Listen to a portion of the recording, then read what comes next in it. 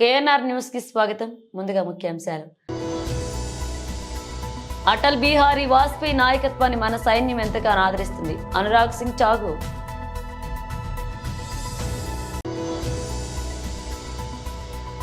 అల్లు అర్జున్ పై నాకెందుకు కోపం ఉంటుందన్న రేవంత్ రెడ్డి. భారత పాకిస్తాన్ యుద్ధ సమయంలో ప్రపంచ దేశాల ఒత్తిడికి తొలగకుండా దేశం నుండి పాకిస్తాన్ ఉగ్రవాద సైన్యాన్ని తరిమికొట్టి భారతదేశ వీర పరాక్రమాన్ని లోకానికి చాటిన అటల్ బిహారీ వాజ్పేయి నాయకత్వాన్ని మన సైన్యం ఎంతగానో ఆదరిస్తుందన్నారు. आज भी अटल जी विपक्ष के नेता हो या अपने नेता हो तो उनको किस बात के लिए याद करें? उनकी स्टेट्समैनशिप के लिए, उनके भाषणों के लिए, उनके बड़े दिल के लिए। और हम तो सब राजनीति के लोग हैं। मैं आप सबसे कहना चाहता हूं, अटल जी की 2 लाइनें याद रखो। अटल जी ने कहा था, छोटे मन से कोई बड़ा नहीं होता, टूटे मन से कोई खड़ा नहीं होता। और ये 2 लाइनों में राजनीति का सार है। बड़ा मन करके राजनीति करेंगे तो आज वही 2 सीट वाली पार्टी तीसरी बार लगातार नरेंद्र मोदी जी के नेतृत्व में देश में बड़ा दिल करके राजनीति करेंगे तो 15 मई 1998 को जब अटल जी ने एनडीए बनाया, 24 पॉलिटिकल पार्टीज को साथ लेकर आए, तो आज हम गर्व के साथ कह सकते हैं 1998 से लेके अब तक हमने एनडीए के धर्म को निभाया है। और आज 16 राज्यों में एनडीए की सरकारें हैं। सबसे ज्यादा सरकारें हमारी हैं। सबसे ज्यादा सांसद, सबसे ज्यादा विधायक, सबसे ज्यादा मेयर, सबसे ज्यादा जिला परिषद के सदस्य, सबसे ज्यादा बीडीसी के चेयरमैन, सबसे ज्यादा प्रधान, सबसे ज्यादा कॉर्पोरेटर एनडीए के देश में है। ये अटल बिहारी वाजपेयी, अडवाणी जी से लेके मोदी जी का विद्या है। इसमें आप सब कार्यकर्ताओं की एक बहुत बड़ी भूमिका है। नरेंद्र मोदी जी कारगिल गए उस समय के हिमाचल के मुख्यमंत्री के साथ और स्पीकर के साथ, और कारगिल में जाकर एकदम से उन्होंने देखा बंकर में बहुत सारे सैनिक इकट्ठे हैं और नारे लगने शुरू हो गए, भारत माता की जय, अटल बिहारी वाजपेयी जिंदाबाद। मोदी जी ने पूछा कि भाई ये नारे फौजी अटल बिहारी वाजपेयी के कैसे लगा रहे? कभी कोई नेता का नारा तो फौजी लगाता नहीं है। तो नीचे से आवाज आई कि हम लोग तो रेडियो पे सुन रहे थे कि अमेरिका के राष्ट्रपति ने दबाव बनाकर रखा है, पाकिस्तान का प्रधानमंत्री अमेरिका पहुंच चुका और अटल जी को उन्होंने बुलाया है क्लिंटन ने कि युद्ध विराम करना होगा, आप अमेरिका आ जाइए। अटल जी ने 2 टूक शब्दों में उस समय अमेरिका के राष्ट्रपति को बोल दिया कि जब तक मैं भारत की एक इंच जमीन वापस नहीं ले लूंगा और एक को वापस खदेड़ नहीं दूंगा, मैं भारत से बाहर कदम नहीं रखूंगा।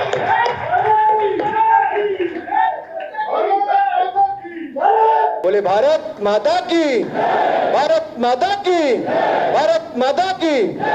ముఖ్యమంత్రి రేవంత్ రెడ్డితో సినీ ప్రముఖులు భేటీ అయిన సంగతి తెలిసింది. సందర్భంగా అల్లు అర్జున్ ప్రస్తావన రావడంతో రేవంత్ రెడ్డి స్పందించారు.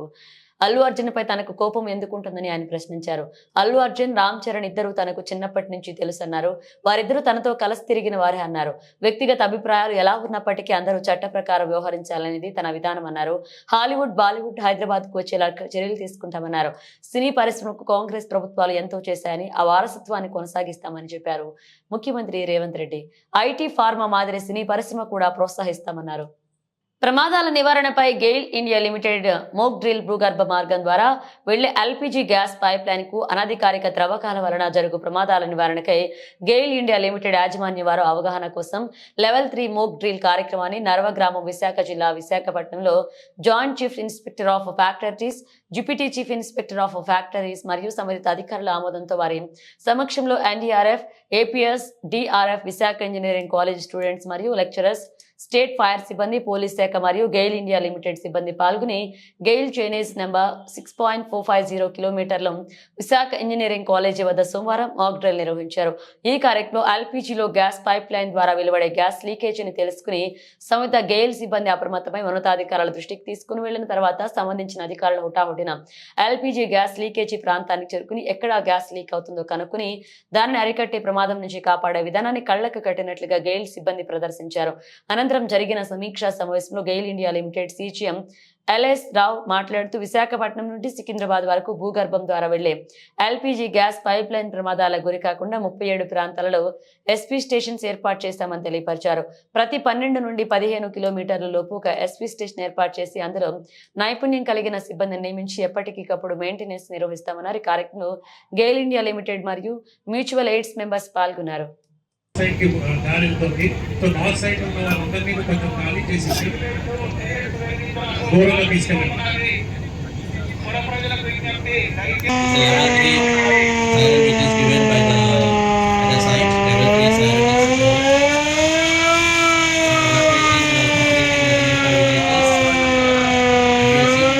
విజ్ఞప్తి దయచేసి ఎవరు ఇబ్బంది రావద్దు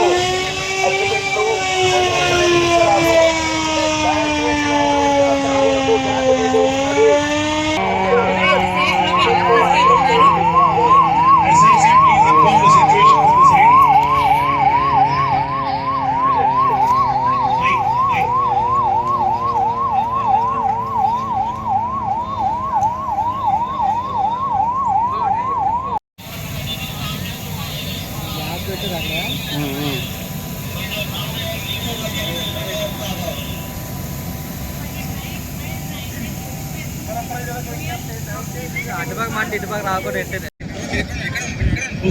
Within 24 codings indication.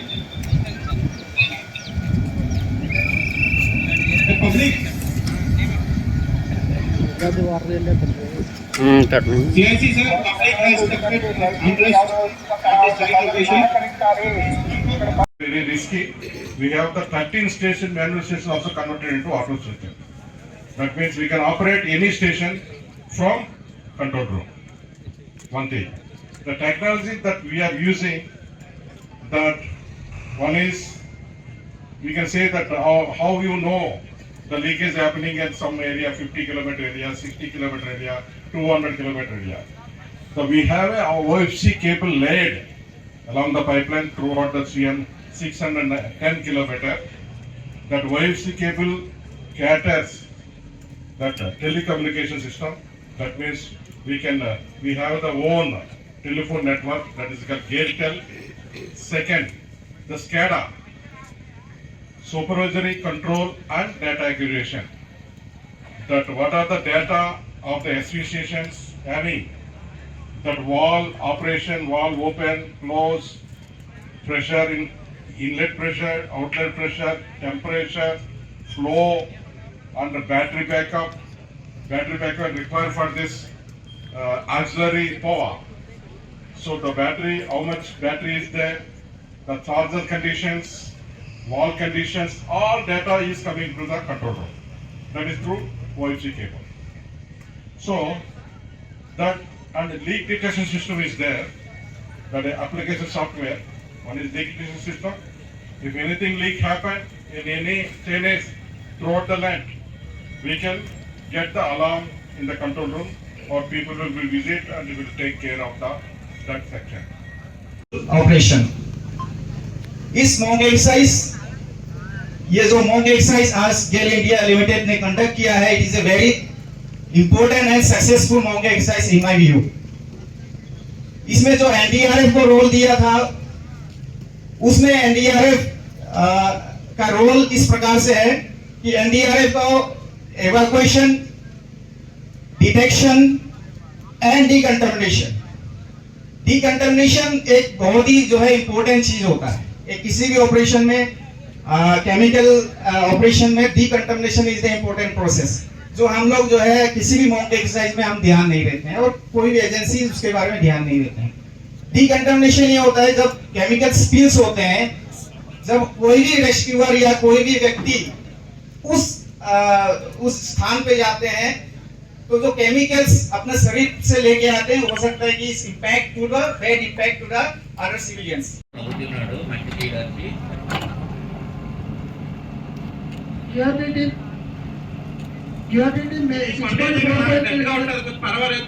Machinery ticket వస్తుంది, క్లిక్ రండి. 6.45 కిలోమీటర్ మిషనరీ టికెట్ వస్తుంది. నేను లైన్ వర్కర్ కూడా ఇన్ఫార్మ్ చేస్తున్నాను. Gale control receives an alarm, feeds the alarm that the digging alarm has come, and also leak detection alarm has also come at tail control room from Vizag PT to SC1. Like tells you leak detection system alarm.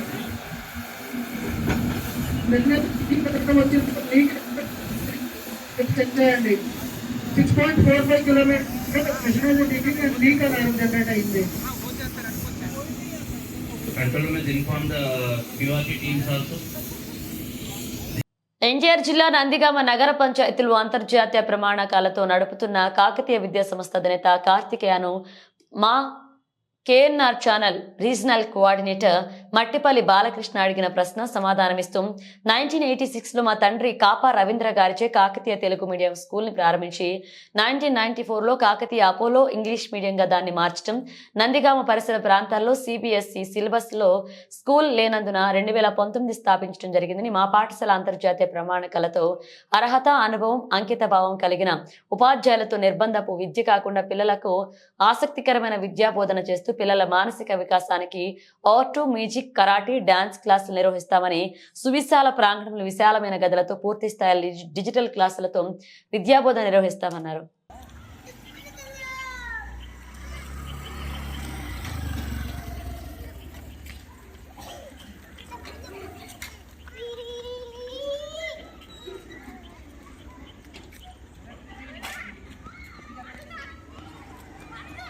NTR జిల్లా నందిగామ పట్టణంలో కాకతీయ విద్యా సంస్థ director గారైనటువంటి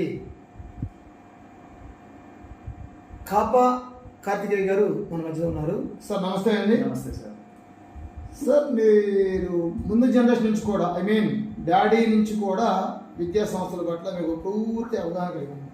ఎందుకంటే మీకంటే daddy బాగా senior most విద్యా సంస్థలు స్థాపించడం. ఓకేనా? ప్రస్తుతానికి మీరు డాడీ తర్వాత సెకండ్ జనరేషన్లో మీరు వచ్చారు. అసలు ఫస్ట్ డాడీ ఎప్పుడు ఏ స్కూల్ పెట్టారు వాడు ఎవరో తెలియజేస్తారా? కాకతీయ రవీంద్ర గారు అంటే నందిగామలో అందరికీ ఓకే ఓకే ఓకే. సో 1986లో కాకతీయ స్కూల్ని రవీంద్ర గారు స్టార్ట్ చేయడం జరిగింది. ఓకే. ఆ తర్వాత దానికి అపోలో ఇంగ్లీష్ మీడియం అని చెప్పేసి ఇంగ్లీష్ మీడియం స్కూల్ యాడ్ చేసి ఆ విధంగా 36 సంవత్సరాల పాటు దాన్ని నడిపించిన తర్వాత ఆ తర్వాత మేము 2019లో నందిగామలో సిబిఎస్ఈ స్కూల్ అనేది నందిగామ పరిసర ప్రాంతాలకి లేదు. సో సిబిఎస్ఈ కరికులం స్కూల్ తీసుకురావడం ముఖ్య ఉద్దేశంతో మేము సిబిఎస్ఈ స్కూల్ని స్టార్ట్ చేసాం. ఈ సిబిఎస్ఈ స్కూల్ని మీరు నడుపుతున్నారు? అవునండి. ఎప్పుడు ఉండాలనుకోండి మీరు నడుపుతున్నారు. దీనికి వన్ ఆఫ్ ది డైరెక్టర్ అంటే మీరు నడుపుతున్నారు. ఈ యొక్క స్కూల్ యొక్క ప్రాధాన్యత, ప్రాముఖ్యతలు ఏంటి సార్? ముఖ్యంగా టెక్నాలజీ, లెర్నింగ్ బై డూయింగ్, తర్వాత overall development of the student, ఈ మూడు మా యొక్క స్కూల్ యొక్క ముఖ్యమైనటువంటి ప్రిన్సిపల్స్ని పెట్టుకోవడం జరిగింది. వాటిని పిల్లల్లో పెంపొందించడమే మా ముఖ్య లక్ష్యం. సో ఆ విధంగా మేము ముందుకు వెళ్తా ఉన్నాం. Okay okay. ఇంకా మీ విద్యా విధానం అనేది బై హార్ట్ ఉంటుందా? అట్లా ఉండదు? లేదు సార్, మనకు వచ్చేసరికి ఇందాక మీతో ఏం చెప్పాను, overall development of the student. Overall development of the student అంటే ఇందులో వాళ్ళ యొక్క పర్సనాలిటీ డెవలప్మెంట్ వస్తుంది, తర్వాత వాళ్ళ సొంతంగా ఆలోచించే విధానం, తర్వాత వాళ్ళకి నచ్చినటువంటి విధానంలో పోతూ నేర్చుకునే విధంగా వాళ్ళు. ఓకే. అంటే నిర్బంధం అనేది ఏమి లేదు? లేదు. మరి మీ స్కూల్లో ఇంగ్లీష్లో మాట్లాడాలి లేదంటే ఫైన్ అనేది ఏమన్నా అది కూడా ఉందా? లేదు సార్, ఏదైనా మేము వాళ్ళకి చదువైనా సరే ఇంగ్లీష్ అయినా సరే ఒకటి ఎందుకు నేర్చుకోవాలనేది వాళ్ళకి తెలియజెప్పడం ద్వారా వాళ్ళంతటా వాళ్ళు దాన్ని అర్థం చేసుకొని నేర్చుకోవడానికి ప్రయత్నం చేయాలి. అంతేగాని మనం నిర్బంధించడం వల్ల ఏమవుతుందంటే దానికి తగ్గట్టుగా వాళ్ళు ఎప్పుడూ కూడా మన ముందు ఏదో పాటిస్తున్నట్టుగా ఉంటుంది, కానీ తర్వాత వెనకాల పాటించారు. ఎప్పుడైతే వాళ్ళు అర్థం చేసుకొని పాటిస్తారో అప్పుడు ఖచ్చితంగా వాళ్ళు దాన్ని ఫాలో అవుతారు. అందువల్ల మేమైనా ఇంగ్లీష్ ఎందుకు నేర్చుకోవాలి, లేదా ఈ పలానా కాన్సెప్ట్ ఎందుకు నేర్చుకుంటున్నాం, ఎక్కడ అప్లై అవుతుంది అనేది తెలియజేయటం ద్వారా వాళ్ళు దాన్ని సొంతంగా దానికి ఇంట్రెస్ట్ పెట్టి నేర్చుకుంటారు. ఇష్టానుసారమైన విద్యా విధానంతో పిల్లలు నేర్చుకున్నారు. Okay, correct. మరి పిల్లల మానసిక వికాసానికి ఏం చేస్తున్నారు మీరు? వాళ్ళకి ముఖ్యంగా ఏం చేస్తున్నామంటే వాళ్ళకి different extra curricular activities and ఒకటి ముఖ్యంగా వాళ్ళకి ఆర్ట్, తర్వాత మ్యూజిక్, డ్యాన్స్, కరాటే, ఇవన్నీ కూడా ఈక్వల్ ఇంపార్టెన్స్, అంటే కరిక్యులంతో పాటుగా ఈక్వల్ ఇంపార్టెన్స్ ఇస్తాం. రెండోది ఏంటంటే వాళ్ళనే చూస్ చేసుకోమన్నాం. మేము పలానా క్లాస్ వాళ్ళకి పలానా ఇది ఇస్తాము అనేది కాకుండా అనుకుండా మొత్తం వాళ్ళకి ఆప్షన్స్ ఇచ్చి వాటిల్లో నుంచి వాళ్ళకి కావాల్సినటువంటి సెలెక్ట్ చేసుకునే పద్ధతి ఒకటి ఇస్తాం. అంటే టోటల్గా మార్నింగ్ నుంచి ఈవినింగ్ వరకు స్ట్రైన్ అయిన ప్రతి స్టూడెంట్ కూడా మానసిక వికాసం కూడా ఉంటుంది మీ దగ్గర? ఉంటుందండి. ఇంకా ఇది పోతే మూడో విషయం వచ్చేటప్పటికి అత్యాధునికమైనటువంటి ఇప్పుడు జనరల్గా ఏంటంటే పిల్లలు చదవడం అన్నా రాయడం అన్నా చాలా కష్టంగా ఉంది. అవునండి. ఈ 100 తోటి వ్యక్తుల పట్ల సోదరాభావాన్ని చూపించి కష్టసుఖాల్లో పాలు పంచుకోవడమే యేసుక్రీస్తు సందేశమని, సాటి మానవుల పట్ల కరుణ దయ కలిగి ఉండి ద్వేషభావాన్ని విడనాడాలని పార్వతీపురం మాజీ ఎమ్మెల్యే అలజంగి జోగారావు అన్నారు. బుధవారం మాజీ ఎమ్మెల్యే అలజంగి జోగారావు సతీ సమేతంగా వైసీపీ సమక్షంలో కేక్ కటింగ్ చేసి నియోజకవర్గ ప్రజలందరికీ పండగ శుభాకాంక్షలు తెలిపారు. పండగ శుభ సందర్భంగా ఏడాది కూడా తన నివాసం వద్ద నియోజకవర్గ వ్యాప్తంగా గల వైసీపీ ప్రజాప్రతినిధులు, నాయకులు, కార్యకర్తలు, శ్రేయోభిలాషులు, అభిమానులందరికీ క్రిస్మస్ విందు భోజనం ఏర్పాటు చేయగా ఆయన ఆహ్వానం మన్నించి 3 మండలాల మరియు పురపాలక సంఘం నుంచి వేల సంఖ్యలో వారంతా పాల్గొని తమ అభిమాన నేతకు క్రిస్మస్ శుభాకాంక్షలు తెలియజేస్తూ ఎప్పటికీ మీరే మా నాయకుడు అంటూ వారంతా అండగా నిలవగా వారి సమక్షంలోనే మాజీ ఎమ్మెల్యే కుటుంబ సమేతంగా కేక్ కట్ చేసి క్రిస్మస్ వేడుకలు నిర్వహించుకుని మీరంతా నా కుటుంబ సభ్యులతో సమానమని మీ శ్రేయస్సు కోరి తాను ఎళవేళలా మీ అందరికీ అందుబాటులో ఉంటూ మీ కష్ట సుఖాల్లో భాగస్వామిని అవుతూ నిరంతరం ప్రజాసేవలో ఉండడం జరుగుతుందని తెలిపారు ఆయన. ఈ కార్యక్రమం 3 మండలాల మరియు పురపాలక సంఘ ఎంపీపీలు, జడ్పీటీసీలు, పార్టీ అధ్యక్షులు, వైస్ ఎంపీపీలు, వైస్ చైర్మన్లు, కౌన్సిలర్ సభ్యులు, సర్పంచులు, ఎంపీటీ సభ్యులు, సీనియర్ నాయకులు, కార్యకర్తలు, శ్రేయోభిలాషులు, అభిమానులు పాల్గొన్నారు.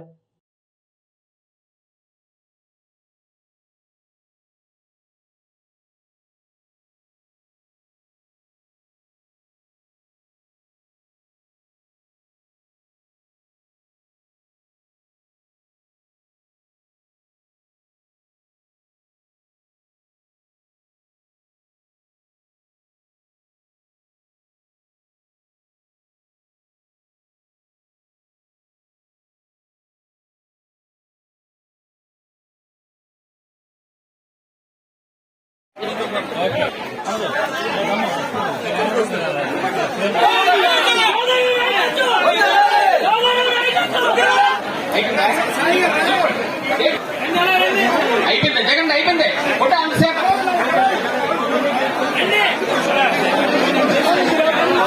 త్వరగా పంపించే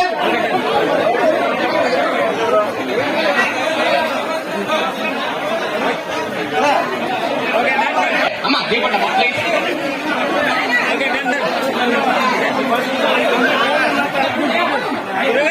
అయిపోయిన వాళ్ళందరూ ఖాళీ చేయండి అయ్యా.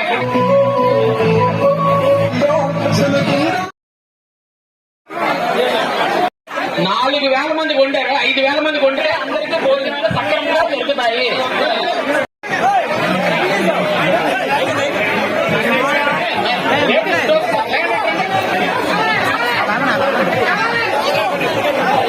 దిగిపోదా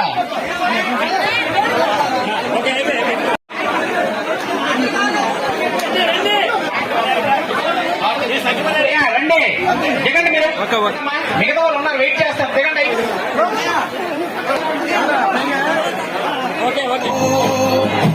విశాఖ కర్ణ పిశాచి మూవీ రేపు విడుదల సందర్భంగా చిత్ర unit director Vijay Malladi, hero Nikhil, heroine మరియు ఇతరులు మీడియా సమావేశం నిర్వహించారు. డైరెక్టర్ విజయ్ మల్లాది మాట్లాడుతూ సినిమా మొత్తం ఉత్తరాంధ్రలో తీశాం, మొత్తం సినిమాలో స్థానిక కళాకారులకు ప్రోత్సాహం అందించామని తెలిపారు. అలాగే మూవీ చాలా అద్భుతంగా వచ్చింది, ఇది ఓ యాక్షన్ థ్రిల్లర్ సినిమా అని వివరించారు. హీరో నిఖిల్ మాట్లాడుతూ ఇది మంచి కథ, ఈ సినిమా ప్రేక్షకులకు తప్పకుండా నచ్చుతుందని, సాంగ్స్ కూడా చాలా బాగున్నాయని మరియు కొత్త విజువల్స్ ఎఫెక్ట్ బాగా వచ్చాయన్నారు.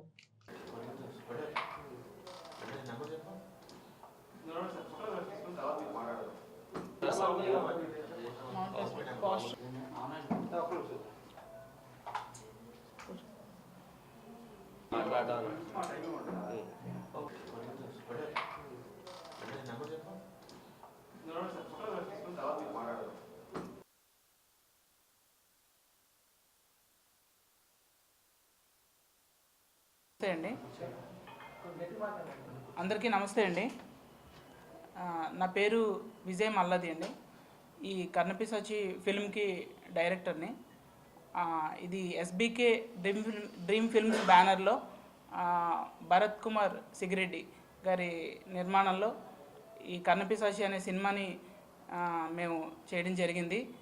సో ఈ సినిమాకి సంబంధించి కంప్లీట్గా షూట్ అంతా కూడా ఈ ఉత్తరాంధ్రలోనే మొత్తం కంప్లీట్ చేసామండి. It is a divine and love oriented film అండి. కంప్లీట్గా థ్రిల్లర్ అండ్ సస్పెన్స్ ఫిల్మ్ ఈ సినిమా కూడా టోటల్గా. సో ఇందులో మన ఉత్తరాంధ్ర కళాకారులందరినీ కూడా ప్రోత్సహించడం కోసం మా ప్రొడ్యూసర్ గారు మేము అంతా కలిసి వాళ్ళందరినీ మంచి టీమ్గా ఏర్పరిచి ఈ చిత్రాన్ని నిర్మించడం జరిగింది.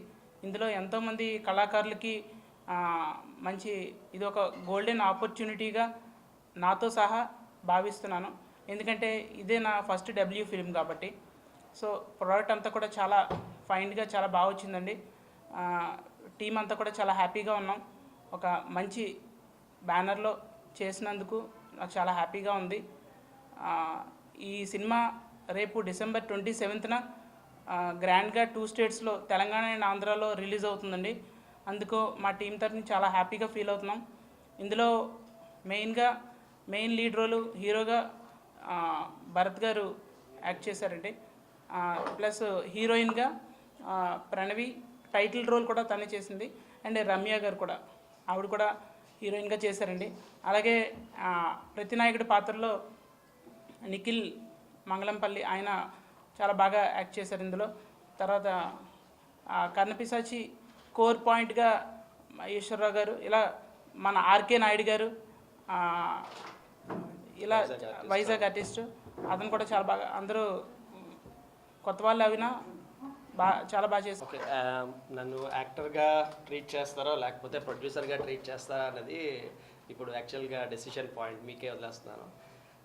నేనైతే ఫస్ట్ స్టోరీ రాసుకుని ఎవరైనా మంచి డైరెక్టర్ దొరికితే ఇక్కడ షూట్ చేద్దాము వైజాగ్లోనే మొత్తం అని చూస్తున్నాను. ఆ టైంలో విజయ్ గారు మా బాబాయ్ గారి ద్వారా పరిచయం అయ్యారు. ఆయన కూడా ఈశ్వరరావు గారు వాన్పల్లి, రిటైర్డ్ ఆంధ్ర బ్యాంక్ మేనేజర్. ఆయన నాకు ఇంట్రడ్యూస్ చేశారు విజయ్ మల్లాది గారిని. సో అలాగా కొలాబరేట్ అయ్యి స్టోరీ మొత్తం డెవలప్ చేసుకొని వైజాగ్ ఆర్టిస్ట్ అందరికీ మంచి ఆడిషన్స్ కండక్ట్ చేసి స్క్రీనింగ్ చేసుకొని అప్పుడు అంతా అయిన తరుణంలో ఆయన సరే ఈ మెయిన్ రోల్ మీరే చేయొచ్చు కదా, ఎందుకు మళ్ళీ బయటికి అంటే అప్పుడు నాకు నేను స్పేస్ తీసుకొని నేను ప్రిపేర్ అయ్యి అప్పుడు మెయిన్ లీడ్ రోల్ని తీసుకొని చేయడం జరిగింది. సో బేసిక్గా స్టోరీ రాసుకున్నప్పుడు నాకు సంబంధించినంత వరకు స్టోరీ రాసినప్పుడు హీరో ఎవరు అంటే తనకి ఎప్పుడు డైరెక్షన్ అంటే ఎప్పుడు చెప్తా ఉండేవాడిని నేను. నా స్టోరీ ప్రకారం విలనే హీరో ఇందులోని. సో నా మెయిన్ స్టోరీ పాయింట్ అంతా తన చుట్టే తిరుగుతూ ఉంటుంది అనమాట. సో ఆ రకంగా స్టోరీ గురించి చెప్పాలంటే అండ్ ప్రొడక్షన్ గురించి చెప్పాలి అంటే నేను ఫస్ట్ మూవీ ప్రొడ్యూస్ చేయడం ఇది. నాకు ఈ ఎక్స్పీరియన్స్ లేదు. బట్ విజయ్ గారు ప్రతి పాయింట్లోని ఇదిగో ఇలా చేస్తే మనకి కాస్ట్ ఇలా పడుతుంది, ఇలా చేస్తే ఇలా ఎక్కువ అవుతుంది అని ప్రతి దగ్గర అనాలిసిస్ కరెక్ట్గా చేసుకొని ఒక వేని క్రియేట్ చేసి మూవీకి ఒక ప్రాపర్గా మొత్తం అంతా మనము స్క్రీన్ ప్లే అంతా చేసి తక్కువ షెడ్యూల్స్లో షూట్ కంప్లీట్ అయ్యేలాగా, తక్కువ టైంలో ఎడిటింగ్ కంప్లీట్ అయ్యేలాగా ప్రతిదీ కరెక్ట్ పర్సన్స్ దగ్గరికి ఎక్కువ టైం వేస్ట్ చేయకుండా తీసుకువెళ్ళి మూవీ కంప్లీట్ చేయడానికి చాలా మాకు హెల్ప్ చేశారు. సో కరెక్ట్గా చెప్పాలంటే డబ్బులు నేను పెట్టిన ప్రొడ్యూసర్ ఆయనే అనాలి, ప్రొడక్షన్ మేనేజర్ ఎవ్రీథింగ్ ఆయనే అనాలి. ఇంకా హీరో ఆస్పెక్ట్ అంటే నేను చెప్పాను ఆల్రెడీ. సో నాకు కొంత స్పేస్ ఇచ్చారు, ఈ క్యారెక్టర్ మీరే చేస్తే బాగుంటుంది అని చెప్పి. సో దానికి తగ్గ ప్రిపరేషన్ నేను అయ్యి ఆ రోల్ నేను చేయడం జరిగింది. సినిమా చాలా బాగా వచ్చింది. మీరందరూ దాన్ని చూసి 27th మమ్మల్ని బ్లెస్ చేస్తారని కోరుకుంటున్నాను.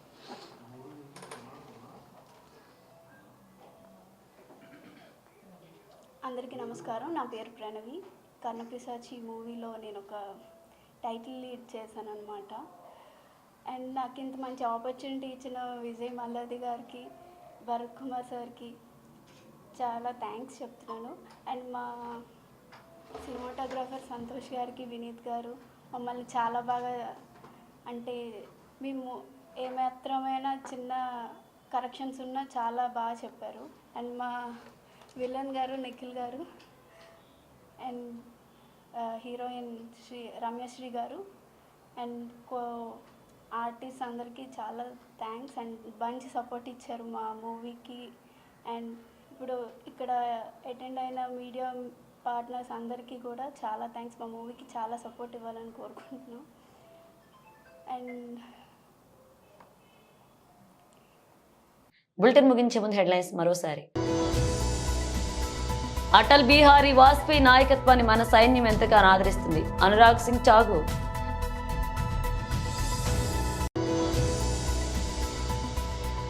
అల్లు అర్జున్ పై నాకెందుకు కోపం ఉంటుందన్న రేవంత్ రెడ్డి. ఇవి బులెటిన్ అప్డేట్స్. మరిన్ని అప్డేట్స్తో మళ్ళీ కలుద్దాం.